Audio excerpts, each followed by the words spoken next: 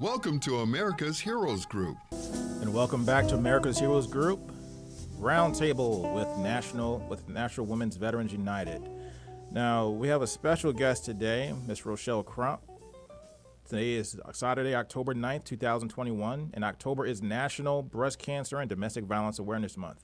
The host is Cliff Kelly. I'm Sean Claiborne, co-host, National Guard veteran. Our executive producer is Glenda Smith, and our digital media producer is Ivan Ortega of Scouts Honor Productions.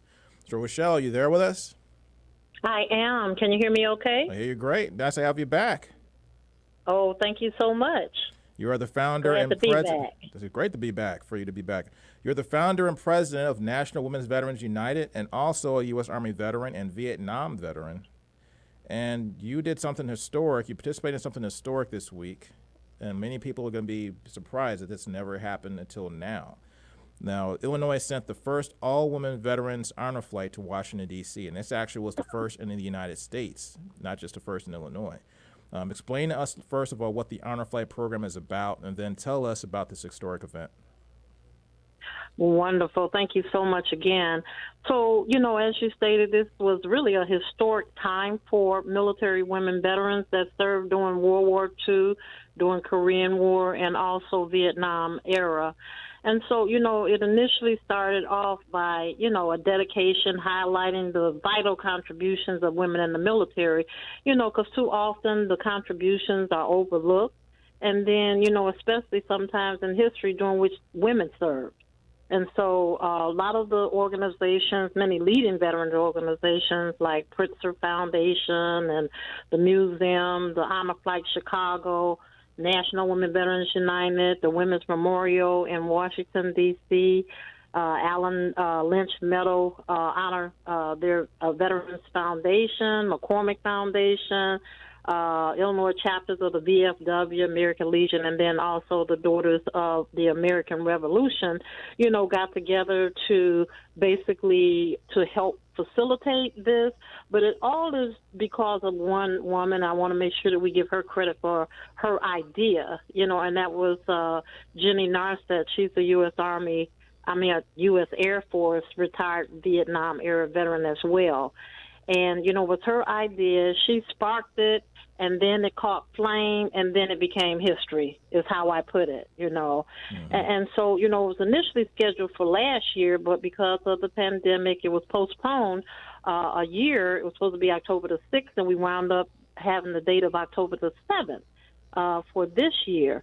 And, it was just really epic, amazing, unbelievable, astonishing, marvelous, every positive word that you can think of that happened with the women who came together on that flight. I can tell you we had about 12 NWVU members, that's the acronym for National Women Veterans United, to participate. One of our members, she lives in Arkansas. Well, she and her husband drove up, and they grabbed two other women from out that south way, and they brought them in with them. And, this was something that, when you're planning things, you never know how they're going to turn out. Mm-hmm. A lot of work is put into, a lot of behind-the-scenes stuff goes on, But the Honor Flight Chicago, they are just marvelous. I've never, ever seen such an organization like that, that can pull out hundreds of volunteers. And they put us all in wheelchairs, and I was kind of like, no, I don't want to be in a wheelchair. I want to walk. I want to walk proudly, and in fact, some of them were elderly, older than me. We could have been pushing them around, but, when you look at it, the dedication and commitment that people have when it comes to veterans that wasn't always there, in particular because of women. A lot of times, as I mentioned, we've been overlooked. We've been basically, not recognized. And a lot of them kind of lost the flavor of, being proud for their service. And that's what came out of this, too.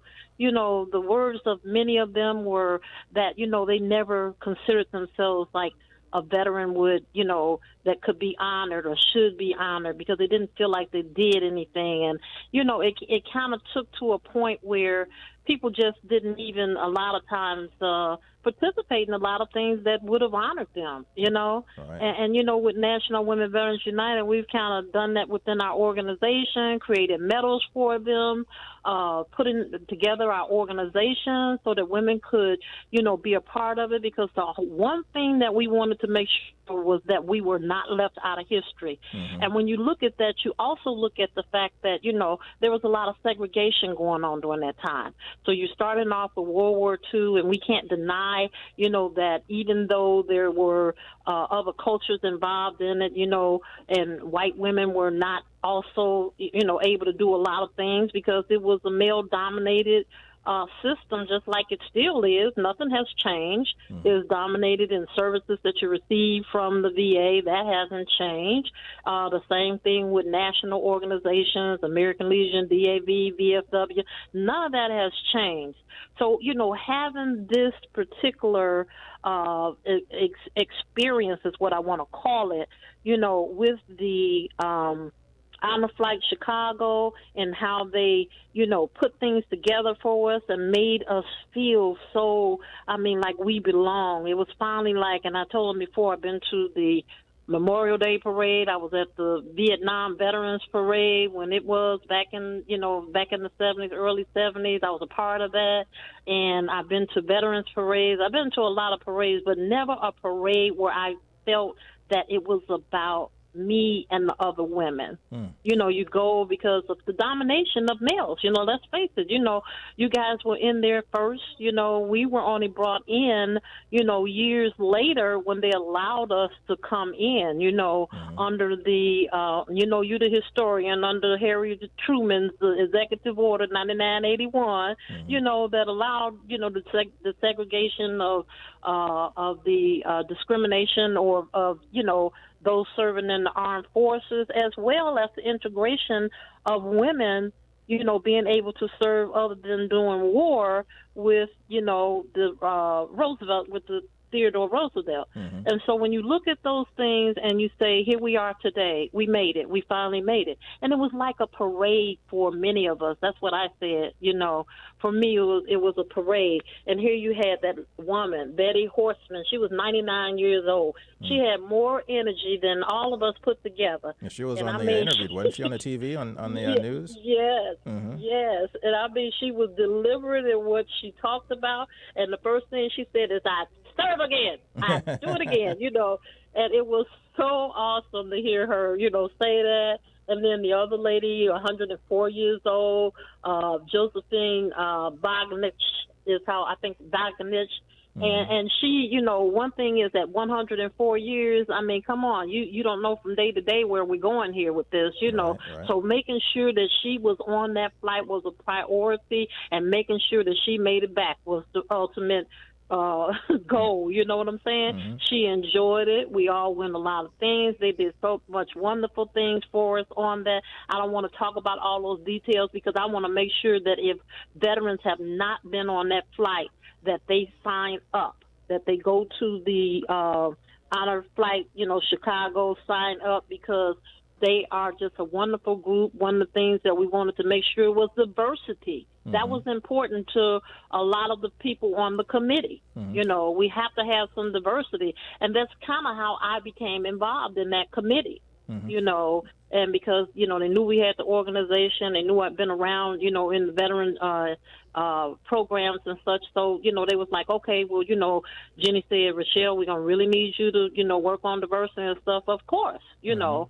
And, you know, when you look at it, because always you looked at Honor Flight and you saw those coming back. You saw it on television. You looked at all those white men that were coming back, and you see a sprinkle of African-American and definitely like one or two just of women who were brave and courageous enough to go on that flight with all those men. And to give some people just a little bit of background. So the Honor Flight program is a national program. There's a program to fly veterans, all expenses paid. So you guys did not pay a dime for this. No charge to the vets from all over the country to Washington, D.C. And the purpose of this is so that they can visit the national memorials, the monuments that were built and dedicated to those service members who fought and died in those very conflicts. So you're getting these people the women that are gone. You had 93 women from age 63 you mentioned to 104. Yeah. Serving in every conflict since World War II, going to Washington D.C. to see and finally get recognition for their participation in the wars that they served and participated in. And through be told, and you can talk about this too, Rochelle, is that women have always been, and they say, well, women should be allowed in combat, not be allowed in combat. Women have always been in combat. Absolutely. Like somehow the combat misses you because you got a sign on your uniform evidently. It says, "Woman, don't miss me, don't hit me." No, when you go to a conflict, everybody's in the conflict together. The missiles and the bombs and the bullets don't dodge people because they're non-combatants. Exactly, and it's like a slap in the face for those, family members whose loved one didn't make it back. Mm-hmm. That's a slap in the face when they say that, because, I look at Simone Robinson. Don't tell me that she didn't serve during combat because she didn't make it back out of the combat. Mm-hmm. So, and you're absolutely right. There's so much to, how we perceive things, in particular for women. It's always something different for women because we were different when we went in, and we were segregated from the males. And over time, you became accustomed to that, and you had that feeling or that theory that, no, you weren't important. But now, and when you look at it now, we had a brigadier general to, travel with us, and it was amazing for her, even as she saw all of us, because she's a younger veteran and so somewhat younger. And, when you look at that and she sees that her turn is going to come up next, too, eventually she's going to be being honored. And those who are behind us, they will be honored, And so this flight with the Honor Flight Chicago, they had connections in Washington, D.C. It just wasn't being honored here in Illinois. We were honored in Washington, D.C. as well. And we were honored across the nation because it almost hit every station. Every station. They even were talking to David Muir. Well, I was a little jealous when I heard that. Some of the members were talking to him. Wow. And, when you look at that, Fox News, Today Show, WLS, ABC, NBC, and you look at that and you just say, why did it take this long? Why did it have to take so long? We're glad and grateful that, the Honor Flight Chicago bought into it off of Jenny's idea, and then they took it from there, and we talked about it, and we planned a lot of things, and it was really something because it was last year, and that's when all the hype was, We had a press conference, I think it was like in February of last year, and that turned out really well also because we all came together at that particular time at the Princeton Museum and Library, and, the women were so elated to be there, and it's like when you're looking, now you're seeing people. There was even some reunions where people, hadn't seen each other in years from units that they had served in. Mm-hmm. So, it had a purpose of just bringing women veterans together also, and then it was like we just joined in as one. Mm-hmm. It was like, you got a chance when it says Operation Her Story, because all of us have a story. Mm-hmm. And so, when we get those stories out there and we're proud at this point in time, nothing could stop us at that point, Mm-hmm. And talk about that name. Talk about that name because we always, this history was made, and history, if you break that down, is his story, if you break down the word. Yes. But you named it Operation Her Story. Tell me how you came up with that, and also the significance of this, like what you touched on already in great detail. Mm-hmm. But give us a little bit more depth in that name, Operation Her Story. Yeah, I'm almost positive that during the course of some of the conversation at the committee meetings, I know Jenny had lead on that. And I do know that, it started off with trying to, what's our goal here? How are we going to put this together? What's the tagline? And, and things like that. And all of a sudden, someone said operation, the other one said the story, that type of thing, because, you're thinking about, okay, what's going to be the outcome of this? Mm-hmm. This outcome is about the stories of women. And how they served and the contributions and how we all have a story. Mm-hmm. Even though you don't hear those stories all the time, everybody has a story. Some stories are good and some are bad. you know, but I think that even with that trip, there was some healing about that. You know, I'm almost positive, you know, and you can see, you know, like the ones who basically got really emotional about it, you know, and then coming home, I got emotional myself, you know. I mean, it just kind of just clicks in. I've had some proud moments in my life, you know, with just being, you know, appointed to political positions when I wasn't political, and it was on my own merit, and people telling me, oh, they're not going to pick you, they're never going to pick a woman, you know, that kind of stuff. So you talking about pride this time. I mean, this was like that pride for me at that point in time, because then it became a point of, oh, my goodness, you know what I'm saying? We're here. They're honoring us. And then, you know, families pushing it, and the honor, you know, flight Chicago volunteers, everything. We didn't want for anything. You know what I'm saying? And also, too, you guys, you have your National Women's Veteran United. You have a facility. Give us the address of your facility, because you have a museum actually downstairs. Yes, we do. And so give us your social media, your Facebook. So also this as an aside. If you're listening to us on the radio, you can also hear us right now on Facebook Live right now. Just go to Facebook, search America's Heroes Group. But tell us about your facility, and also how those stories are told through your museum at National Women's Veterans United headquarters. Yes, and we're located at 8620 South Pulaski Road, Chicago, Illinois, 60652, and we're in the lower level. And we opened this facility. This was our second facility. We had outgrown the one at 79th and Racine, and so we got a larger space, and that meant that we could have a lot more of our history in there, and that was the whole goal, is because, again, we don't want to be left out of history. And so, you know, you can call us at 872-731 2150 and set up an appointment with us to give you a tour of the facility. We're very proud of all of the artifacts that we have in there. We've got uniforms, we got everything in there now. And in fact, we're in the process of looking for a building, because we've kind of outgrown this space also.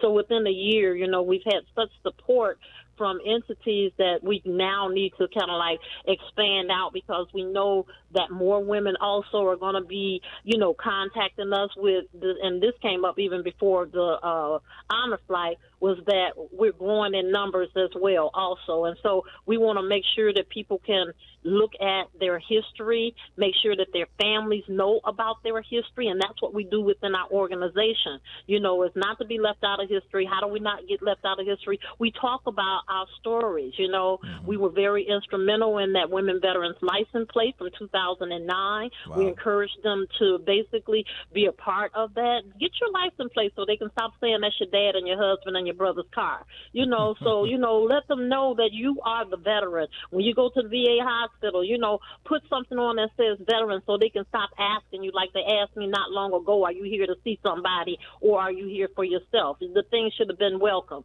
You know what I'm saying? And stop trying to figure out who I'm here to see, because I belong in that hospital like any other veteran does, you know? And so when you look at those things that are still happening in terms of not the recognition, you know, you read sometimes where some of the stores or restaurants might have a parking spot for a veteran, a woman parked in there. I saw that on the news, and someone left a note on her and said, this spot is for veterans.